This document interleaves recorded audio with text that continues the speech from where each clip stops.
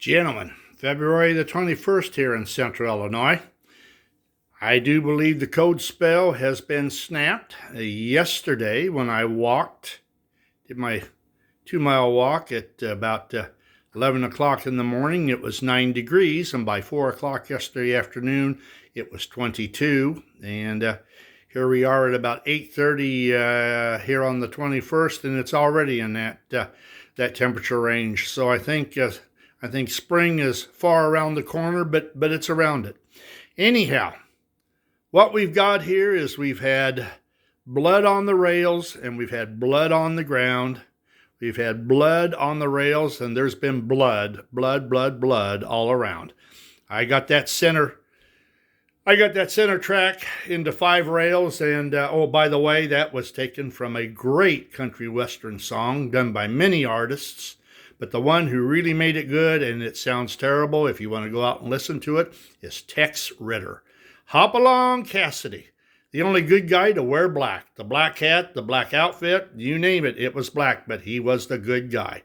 So, in fact, that's John Ritter's dad, if anybody is interested in the information. What we're going to start with first is this. Somebody asked me, how did I build this elevated? This elevated is absolutely nothing as such, nothing complicated.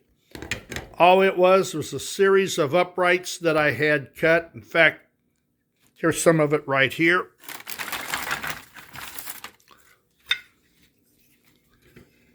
I put these together of various lengths. They stood up like this, depending on how wide I wanted to make the portal. All the portals that this center rail runs under are the same width. And some of the others over here, to make a span, I made a lot longer. But for instance, that right there all the way across. But there's no weight on it. It's all dispersed. Also, no nails. Everything is the pressure always is down on that, so it all goes down. You don't have to worry about snapping stuff off. For instance, I put little hangers. I don't know if you can see these or not, but that's a hanger. But all that does is sit on there. There's no weight, and it just adds to the decor. It just looks more real as far as I'm concerned. And I spray painted this stuff a flat black because I hit the wall. I want it to look like creosote or the black iron that they used in the elevateds. So you get yourself an X-Acto saw. You get yourself a small miter box, and you cut your angles. You get it all set up. You set it however you want, and then you glue it together. And that's all there is to it. The whole idea behind my elevator was to make it look like something a kid would have done in the late 30s, 40s. It's all scrap wood. I didn't buy wood for this. This is scrap wood, and that's what I wanted to use. Unfortunately, every once in a while, you'll find a piece that will warp as it actually gets dried, but that hasn't been too much of a problem. But that's what we've done with that. So if that answers any of your questions, it's rather simple. It's rather straightforward. Now, sorry for all the confusion. We've got this 5 rail track set up, and I experienced something that I had never had experienced before, especially with the first one that I did. I got this all set up. I staked it, and I staked it hard. The problem is I staked it too hard. So when I put my O gauge on here, the locomotives, the cars was no problem. My O gauge was narrow. The locomotives didn't want to go around the curves. They didn't act right on the straightaway, and I, for the life of me, could not figure out what the problem was. Well, I got to look at absolutely no slop, and I don't know, but there's your tabs. You got them on both sides. And I think what I did is when I put the pressure to it, it pulled this track in like so. So what I have done is I watch the locomotive, I watch the train run, and when it starts jumping around, I go to that section and I take these outside tabs and I just open them up and this rail moves out. like I said, I would rather have it overgauged than undergauged. Undergauge causes you more problems than you can shake a stick at. I've got a pretty smooth operation now. There may be one or two places over here that I may have to look at. It's a little bit harder to get to when it's underneath the elevated. But for the most part now, it runs real good, and that's what I was worried about. In fact, I believe I went all the way around this curve, and I've opened up at least the outside on this side. The other side's a little bit harder, but I can get in there and pop it loose if I have to. The other thing that I did, and you might find this interesting,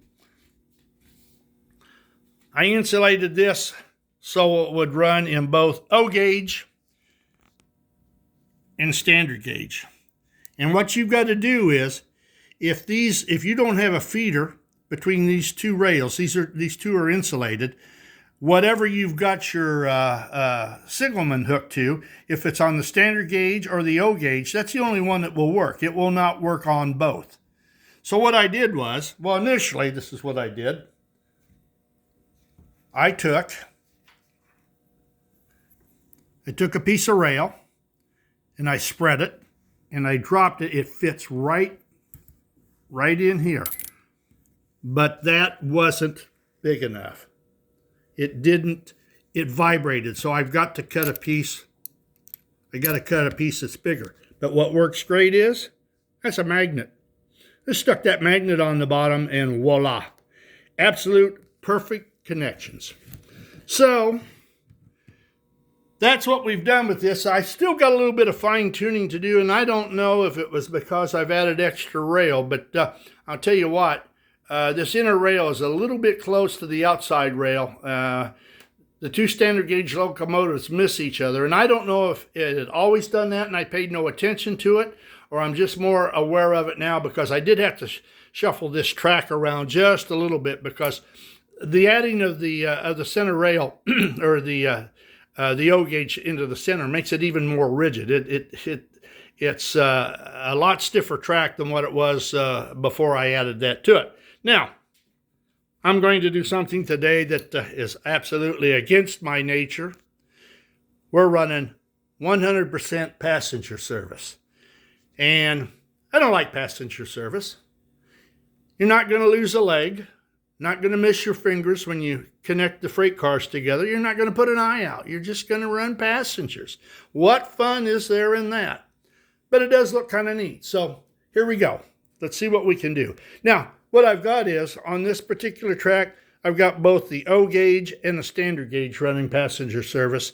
And it really works well. That way you can see how the little flagman works. So what we'll do first is I'm going to start the top, because I got to do everything, get everything set up so that it doesn't take a header off on the floor.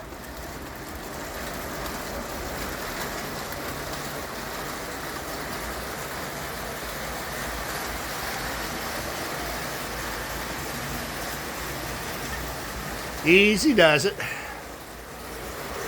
All right.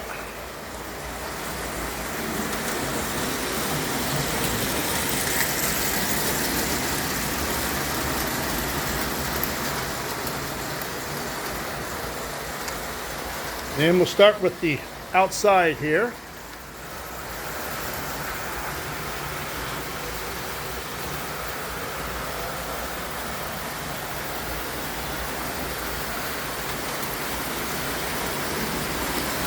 All right, this is the very first electric train set I bought after I got out of the service in 1974.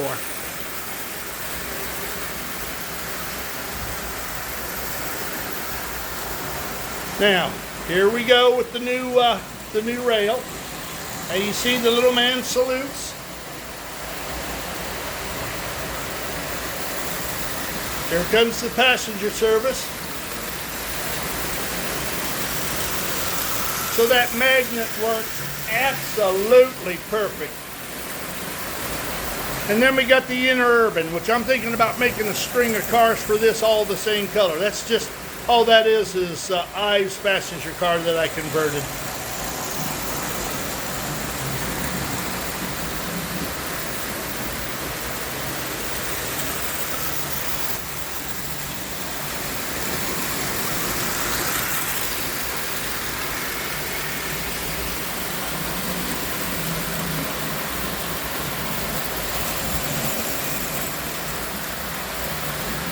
So here we go with a lot of passenger revenue.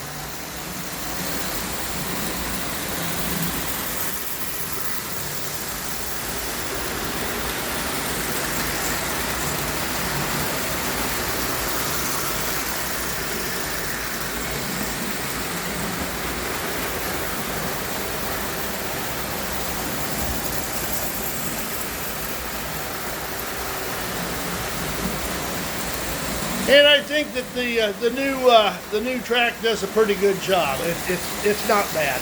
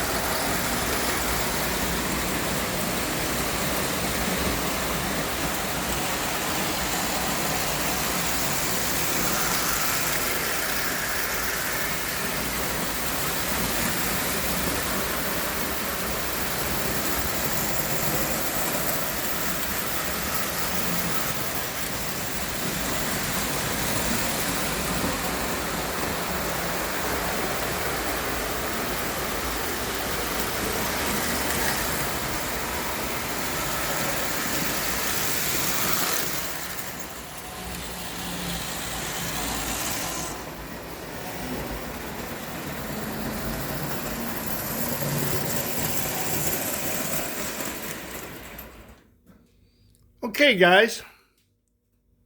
That stuff makes me dizzy when I'm running all that stuff at one time. But that's pretty much what we got here. Like I say, there's going to be just a little bit of fine tuning to this track. I'm going to look to see exactly where some of the rough spots are. And like this is close here. I don't remember it being this close. And what I may have to do is disconnect this circle on both sides, squeeze this in just a little bit, and then manufacture. This is a half piece. Well, now that's a half piece standard gauge track. I may have to go to a quarter and then measure over on the other side there, and that way I can condense this in just a little bit, which will pull this away from this. Now, like I say, there's about this much of a space between the two locomotives when they pass, and I'm using the big ones. The 408, the 402, the 392. In fact, the 392 doesn't swing as much as what the 408s do. It's a smaller locomotive. I did away with the bridge up here. That was becoming a real hassle. I was getting caught on it. It shifted a little bit to one side, and the 402 slammed into the corner of it as it came around, and I don't want that. I don't want to mess with stuff like that. So that's where we're at. We got other projects we're going to try. I don't know what they're going to be right now, but I'm still working on a few other things that I'd like to get taken care of and get them out on the track and running. My machinist friend, him and his wife are sick as dogs. We went down a week ago tomorrow to eat Indian food in Springfield. And they got back and they were both sick. And of course, I've been keeping my fingers crossed. It's been 5 days since I was exposed to them. So odds are I'm not going to catch it. But they're really down with it. And that is not something I want. All right, guys. Have a good weekend. Be safe out there. We'll talk with you all later. Toodaloo.